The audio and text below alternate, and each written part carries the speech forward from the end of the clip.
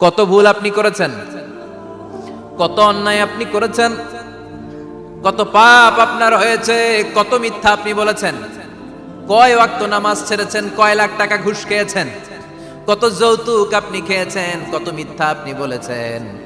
আপনার পাপ যত বড় হোক, যত বিশাল হোক, যত বেশি হোক, আল্লাহর দয়ার পরিসীমা তার চাইতেও বড়। আপনার পাপ, আপনার অন্যায়, আপনার জুলুমগুলো যদি হয় খালের পানির সমান, বিলের পানির সমান, আল্লাহর দয়া সাগরের পানির সমান।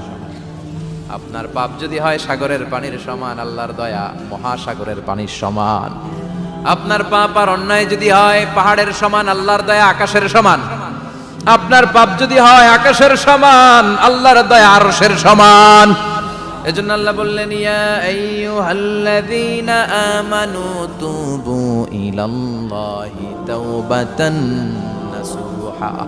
ও আমার গোলাম, তুই তোর নিজেরে যত বেশি ভালোবাসিস তার চেয়েও আমি তোরে বেশি ভালোবাসি।